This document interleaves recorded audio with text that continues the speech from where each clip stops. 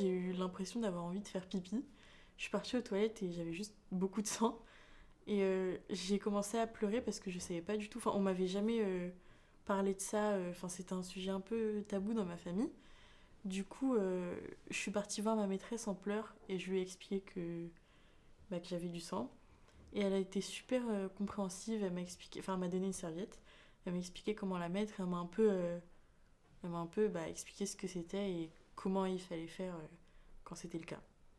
J'allais aux toilettes et j'avais des sortes de taches marron, tu sais pas, du rouge de règle, vraiment la phase un peu avant, quoi. Et du coup, j'étais en mode merde, je me suis chiée dessus ou je sais pas, j'ai j'ai fait un truc bizarre. Et du coup, je nettoyais et je retournais jouer.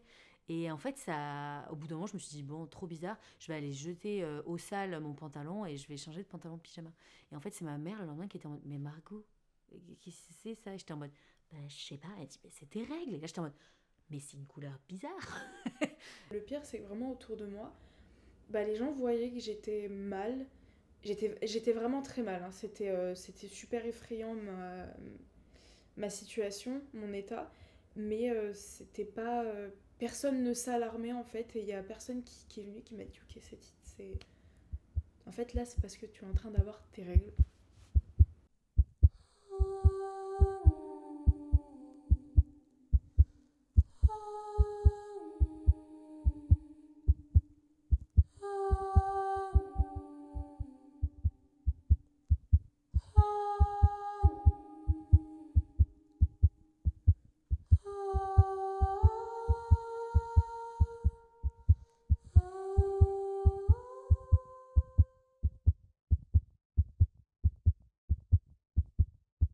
Ensuite, j'ai commencé à me poser des questions sur mon genre.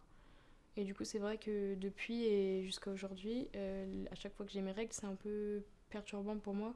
Parce que du coup, c'est une sorte de rappel chaque mois pour me dire oui, bah, t'es pas un homme, pas un homme cis, quoi. Donc, tu dois avoir tes règles, voilà. Puis, quand on entend parler des règles, c'est toujours oui, ah, les filles, vous avez vos règles. Ah, les filles, je vais vous donner des conseils pour vos règles. Mais moi, je suis là et j'ai mes règles aussi et tout. Et il y a plein de personnes trans, que ce soit des hommes trans ou des personnes non binaires qui ont leurs règles et qui vivent ça aussi. C'est vraiment. Ouais, c'est une sorte de rappel tous les mois qui te dit bon, bah, pas vraiment un homme, quoi, là. Et la société te voit pas comme un homme, là. Et donc moi, à cette première échographie, la personne qui m'a fait cette échographie a dit, ils étaient deux, ah bah alors là j'achète, hein, là c'est une endométriose, il n'y a pas de doute. Donc moi c'était plutôt sur l'ovaire gauche. Il y avait un endomène qui est du coup un kyste de sang d'endométriose sur l'ovaire gauche. Et donc elle m'explique aussi, la dame, que moi, en gros, mon endométriose, elle est en train de se propager au niveau du rectum, des tissus du rectum. Euh, voilà. Et donc, pour expliquer un petit peu l'endométriose, enfin la manière dont elles m'ont expliqué, donc c'est justement des tissus de la muqueuse qui sont censés tomber normalement pendant les règles et qui, à cause de cette maladie, on ne sait pas vraiment pourquoi, vont à des endroits où ils ne sont pas du tout censés aller. Donc moi, le rectum, l'ovaire gauche, ils sont en train de se propager et inflammer des endroits euh, alors qu'ils seraient juste censés tomber pendant les règles. J'ai fait une série d'examens parce qu'ils se sont rendus compte que j'avais pas mal pour rien, quoi. Enfin, que c'était pas des douleurs normales. Parce qu'il faut savoir que normalement, c'est pas normal d'avoir mal pendant ces règles. Sauf que ça, personne le prend en compte, j'ai l'impression. Mais du coup, après ça, on a découvert que j'avais le syndrome des ovaires polykystiques. Et en gros, c'est un syndrome qui fait que. Ouais, c'est un peu compliqué à expliquer, mais. euh, par exemple, tu peux avoir tes règles pendant 4 mois d'affilée, comme je le disais. Et tu peux après les avoir. Enfin, ne pas les avoir pendant 2 mois, puis les avoir pendant 6 mois. Enfin, mon record, c'était 6 mois. Je les ai eu pendant 6 mois tous les jours. Et pour le coup, il n'y a pas de traitement. En fait, avec le gynécologue, il faut voir si une pilule marche. Si une pilule marche, t'as de la chance et puis tu la prends jusqu'à la fin de ta vie avec tous les effets secondaires. Et sinon, t'attends et t'essaies de trouver une autre solution. Ils sont en train de chercher une solution, sauf que là, ils en ont pas.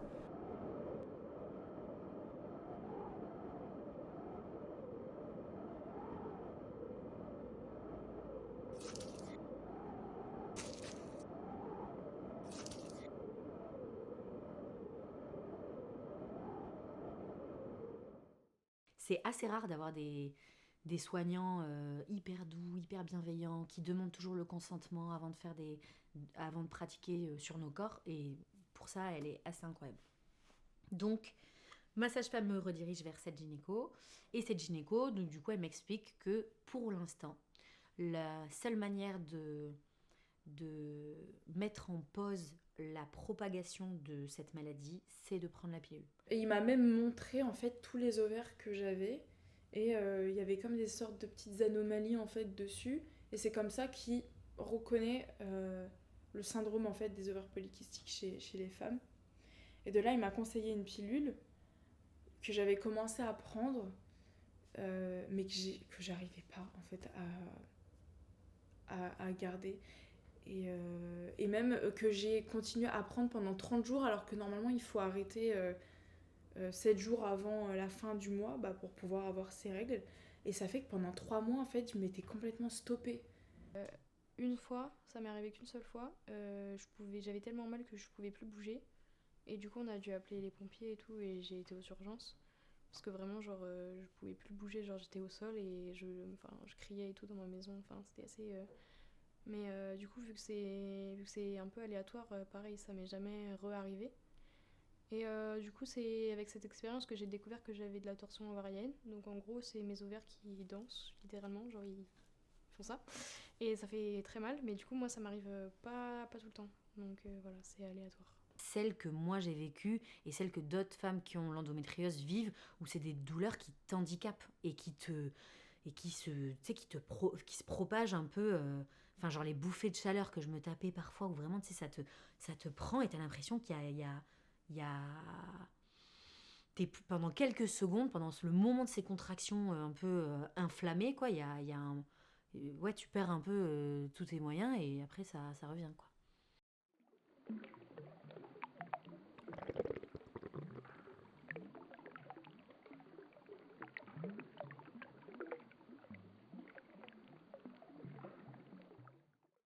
Donc c'est pas vraiment de la self-care, c'est plus de la survie. Donc forcément, quand il y a les règles, ça rajoute un truc à penser en plus.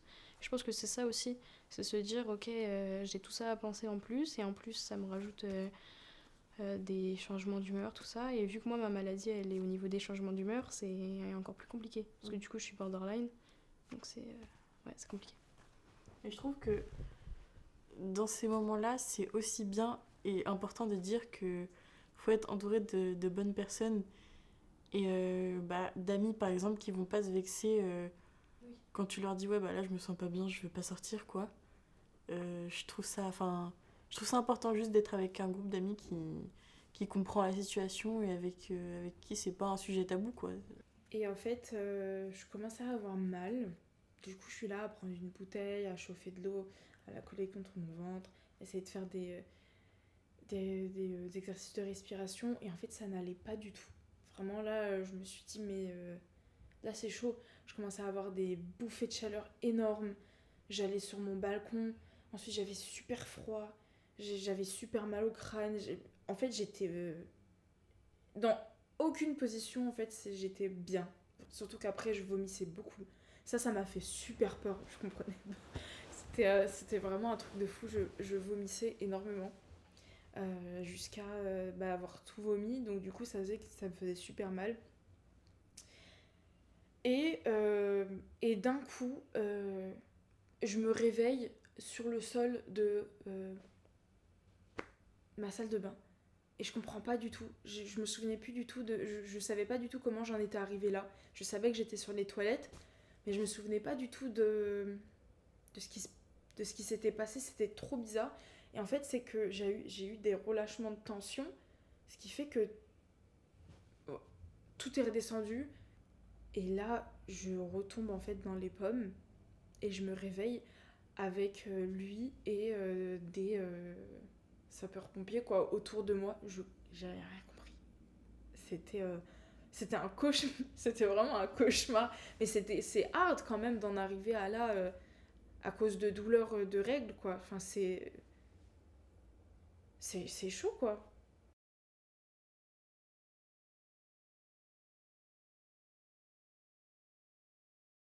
J'arrive aux urgences Et en soi, on me prend en charge directement, justement après que mon copain m'ait trouvé en perte de connaissance par terre. Il m'emmène du coup aux urgences, ils me prennent en charge. Au début, ils me laissent un peu sur le côté. C'était horrible. Les douleurs avaient un tout petit peu diminué, mais c'était très fort aussi. Et une fois qu'ils m'ont demandé de me mettre sur leur siège pour pouvoir m'ausculter, là, là c'était vraiment parti, mais très très hard. Les sages-femmes étaient très insistantes sur ça, sur le fait de ne pas bouger. Et je me souviens même que avec la sonde, elle essayait de regarder, sauf que vraiment, mais en fait, j'étais même plus sur au contrôle de mon corps. Mon corps, il essayait juste de se défendre en fait comme il pouvait. J'étais vraiment plus connectée à lui. Et je me souviens que justement, elle me disait essaye de pas bouger, essaye de pas bouger. Et moi, je pouvais pas. Et à un moment donné, en fait, je l'ai juste repoussé. Et en fait, ça m'a fait tomber par terre. C'était vraiment du n'importe quoi. C'était vraiment assez traumatisant. Je suis tombée alors que j'avais super mal. Et puis, on n'est pas forcément venu m'aider directement. Qu'on pense que le personnel médical n'est pas forcément formé, alors qu'il devrait. Et par exemple, nous, dans notre lycée, du coup, on avait une infirmière. Et on a plusieurs anecdotes autour des règles, justement. Et ce qu'on s'attend pas forcément, parce que du coup, c'est une infirmière, une femme, et on s'attend pas qu'elle ait des réactions aussi... Ouais, on s'attend vraiment à ce qu'elle soit un peu compréhensive et bienveillante envers nous, quoi. Parce que du coup, on a eu un peu des expériences compliquées avec elle. Enfin, nous et puis notre entourage aussi. Genre, enfin, c'est des trucs un peu bêtes peut-être, mais moi, par exemple, j'étais déjà allée la voir pour lui dire que j'avais mal au ventre, ce genre de choses, enfin, que j'avais mes règles, que je me sentais vraiment pas bien et tout. Et c'était vraiment des remarques à base de t'es sûre que t'as mal, est-ce que tu fais pas un peu la comédie, et je te passe un sucre, comme ça va passer. Genre, c'était vraiment.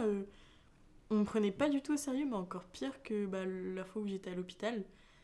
Bah en fait, moi, c'est un peu aussi pour ça que quand on me dit oui, t'as peut-être ça, je me dis oui, mais je m'en fous. Parce qu'en fait, tu vois, quand j'entends toi ou même Luna qui parlent de leur expérience pour avoir un diagnostic, est-ce que j'ai vraiment envie de faire tout ça pour qu'on me dise ah, c'est bon, t'as juste tes règles, voilà. Donc c'est vrai que entendre tout ça, ça donne pas forcément envie de se faire diagnostiquer ou de chercher des choses parce qu'on se dit bon, bah tant pis, je vais subir et ce sera moins pire que d'avoir des gens qui parlent sur toi sans vraiment savoir ce que t'as, enfin voilà, je sais pas. Mais c'est dommage parce que c'est pas un truc compliqué à faire diagnostiquer, mais j'ai l'impression que ils y prêtent pas trop attention ou ils restent pas trop longtemps dessus parce que au final c'est que des règles, quoi. Enfin, je sais pas. C'est compliqué. C'est un truc que je pense à faire des opérations pour arrêter ça. Parce que pour le coup, moi, ça me sert vraiment à rien. Parce que tu sais, on va me dire, mais c'est beau, c'est le cycle de la vie, mais moi, je m'en fous, je veux pas d'enfant. De toute façon, je ne fais pas d'enfant. Et je suis trans, j'en ai rien à foutre d'avoir mes règles. D'accord, c'est très beau, on donne la vie, je m'en fous. Je m'en fous. Donc, ouais, c'est ça. En ce moment, c'est ça qu'il y a dans ma tête, c'est comment faire pour ne plus les avoir. Voilà.